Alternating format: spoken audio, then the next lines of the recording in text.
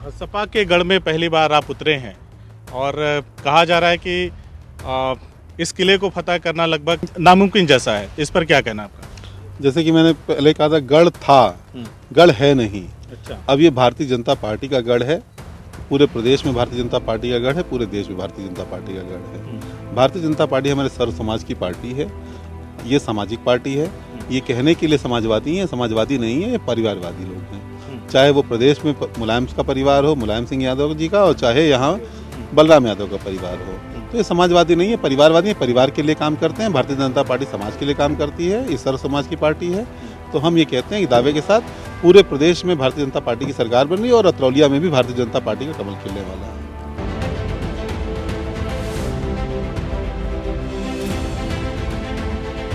नमस्कार, CIB India news पर अग्नि परीक्षा देख रहे हैं आप।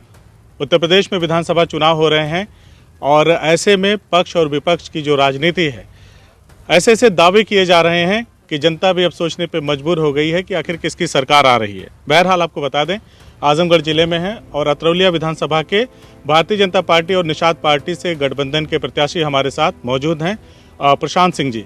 उनसे हम लोग बातचीत करेंगे। साथ ही साथ आपको ये भी बता दूं कि पिछले बार के जो प्रत्याशी कन्हैया लाल निषाद जी भी हमारे साथ हैं और पूरी तरह से आपके साथ लग करके इस बार जो पिछली बार करीब करीब का मामला था उसको इस बार जीत में बदलने का दावा कर रहे हैं, उसको तब्दील करने का दावा कर रहे हैं। बहरहाल सीधा सवाल करेंगे प्रशांत जी से।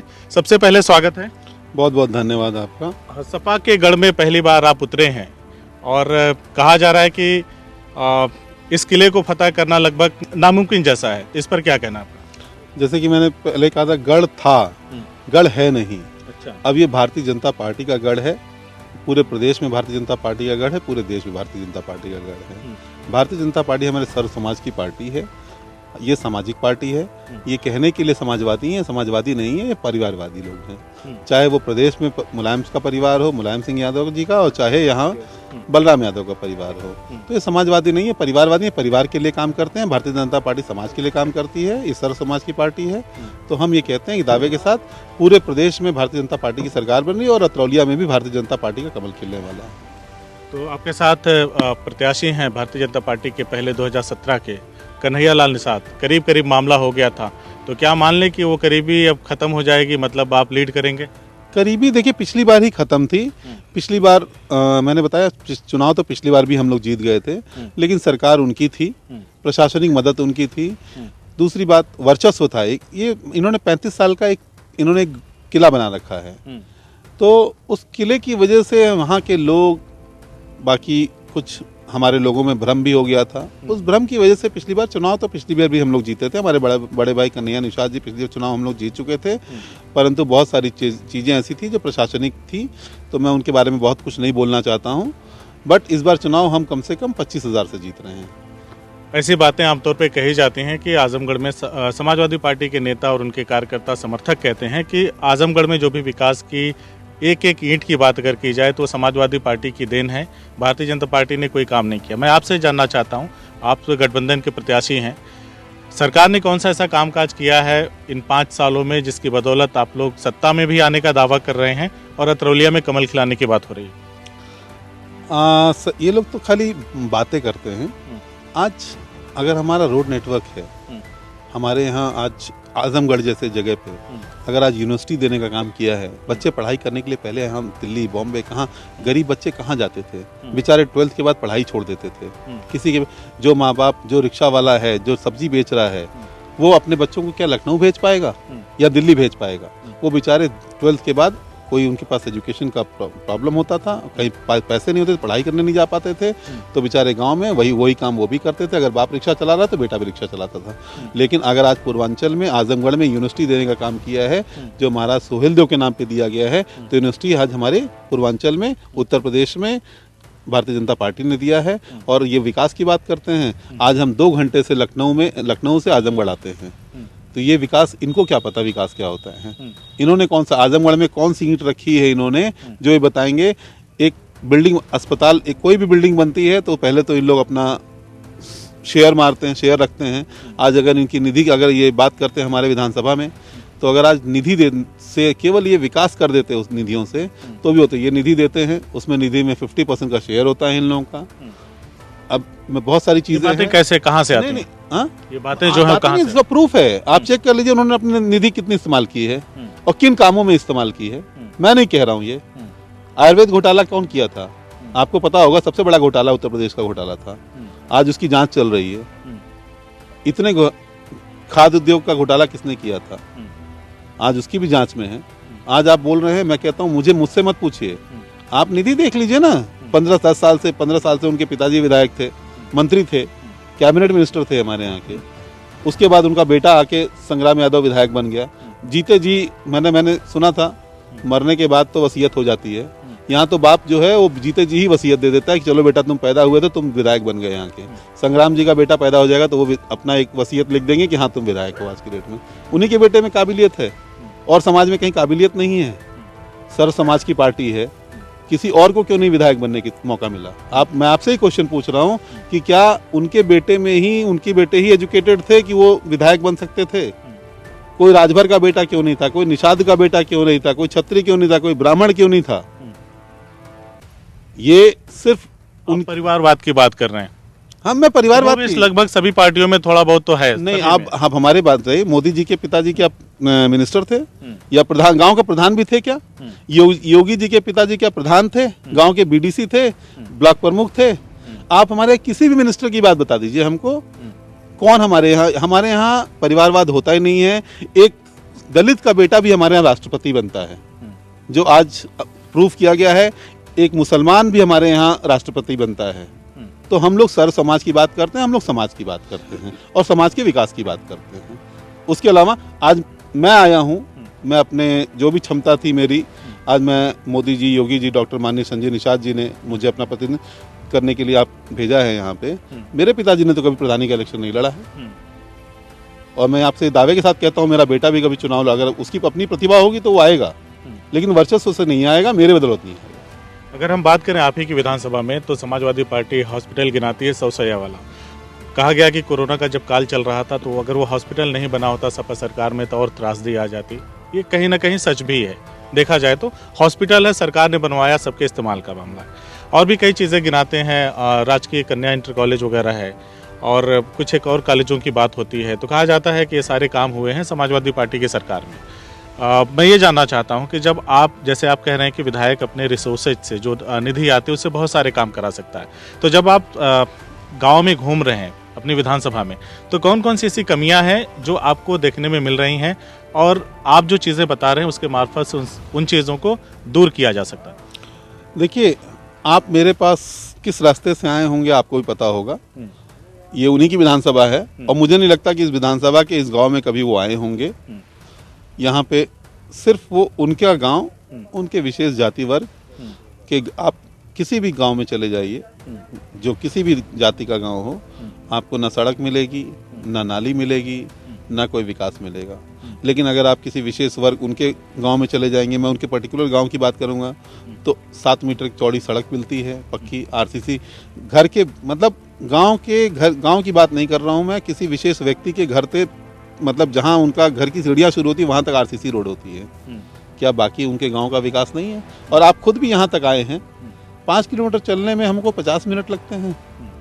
तो कौन से विकास की बात कर रहे हैं? ये उनका विकास सिर्फ अपने घर का विकास है, अपने लोगों का विकास है। ये गाँव का विकास नहीं है, लोगों का विकास नहीं है। बीजेपी और निषाद पार्टी के जो भी घोषणा पत्र होंगे उसके अतिरिक्त प्रशांत सिंह का क्या घोषणा पत्र है?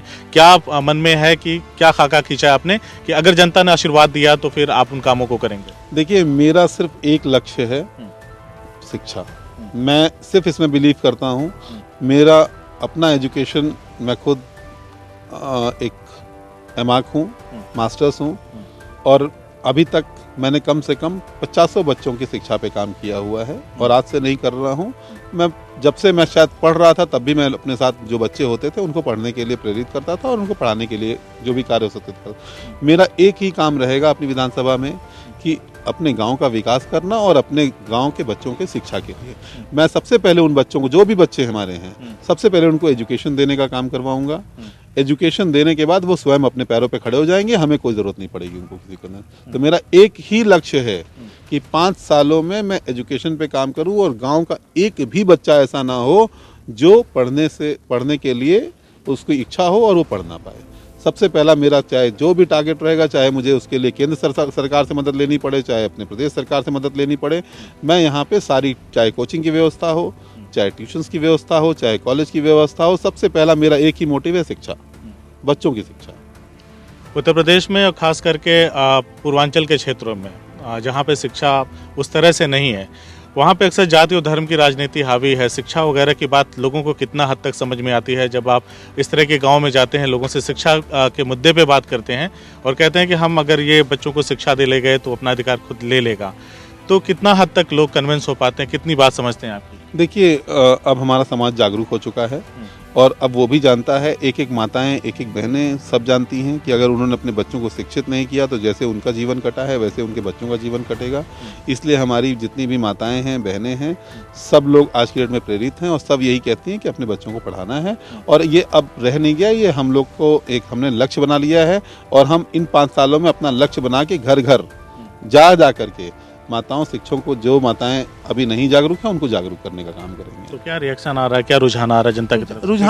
रुझान तो भारतीय जनता पार्टी का है ही है। हमारी भारतीय जनता पार्टी, हमारे मोदी जी, हमारे योगी जी ने डबल इंजन की जो सरकार हमारी है, इतनी योजनाएं इन्होंने, इतनी लाभार्थियों को इतनी नीतियां, इतनी योजनाएं दे दी हैं कि लाभार्थी आज वर्ग खुश है। और ये चुनाव लाभार्थी खुद लड़ रहा है, हम नहीं लड़ रहे। ये चुनाव योगी मोदी लड़ रहे हैं, ये चुनाव हमारी जनता लड़ रही है। अक्सर ये देखा जाता है जब किसी का टिकट वगैरह कटता है तो मन में खटास आती है, विरोध होता है।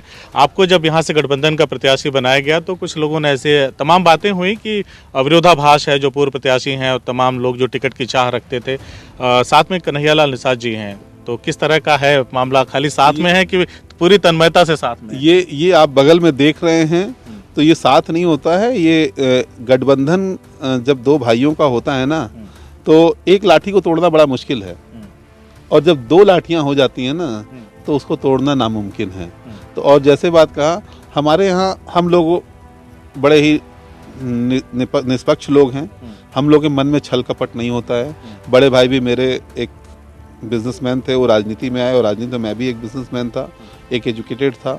तो हम लोगों के मन में कोई छल कपट नहीं होता है, जो भी होता है सामने होता है। और आज बड़े भाई ने हमारे लिए नहीं, हमारी भारतीय जनता पार्टी ने, जैसे पहले भी आपको बताया कि यहाँ भारतीय जनता पार्टी में प्रत्याशी नहीं होता है, समाज होता है। तो हम लोग समाज के लिए लड़ते हैं और सामाजिक बोलने के लिए प्रत्याशी कुछ नहीं होता है। न मैं अपने आप को कुछ समझता हूँ, न हमारे बड़े भाई हैं। हम लोग पहले भी एक समाज के लिए लड़ रहे थे और आज हम दोनों भाई मिल करके समाज के लिए लड़ रहे हैं। यहीं पास में बैठे हैं, यहीं से सवाल ले लेते हैं। आप बीच में मौजूद हैं, थोड़ा सा इधर आ सकें तो किस तरह का सहयोग कर रहे हैं? पिछली बार तो मामला आपने करीब करीब पहुंचा दिया था, इस बार क्या कहेंगे? पहले तो आपको धन्यवाद दूंगा कि जो गांव में आए आप और बातें पूछ रहे हैं। और भारतीय जनता पार्टी गरीबों के लिए मानी जाती है।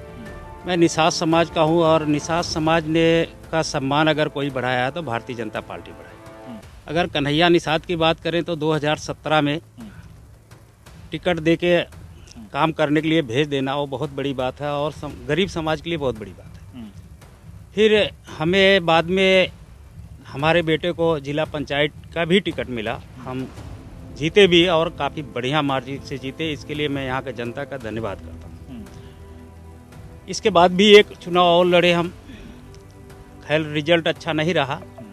तो भारतीय जनता पार्टी अगर निषादों का सम्मान किया है तो वो भारतीय जनता पार्टी किया है। विरोध की बातें आ रही थी, कन्हैया जी खुश नहीं है, तो आप बता दें जनता को कि कोई दिक्कत नहीं, कोई परेशानी नहीं, खुश हैं आप? मैं खुश हूँ, खुश इसलिए हूँ, कोई विरोध की बात नहीं थी। भारतीय जनता पार्टी और निषाद का पार्टी जो है वो गठबंधन था जरूर, लेकिन इनको टिकट मिला तो हर प्रत्याशी का एक ये रहता है कि हमारे यहाँ आए और कहें तो हम जाएं। और हमारे यहाँ भाई आए, मैंने भाई का साथ दिया। और हमारे भारतीय जनता पार्टी का जो प्रदेश नेतृत्व है वो भी एक हमें जिम्मेदारी दिया है कि ये सीट को कैसे जिताना है। तो हम अपनी जिम्मेदारी का पालन कर रहे हैं और हम पूरा भाई के साथ हैं।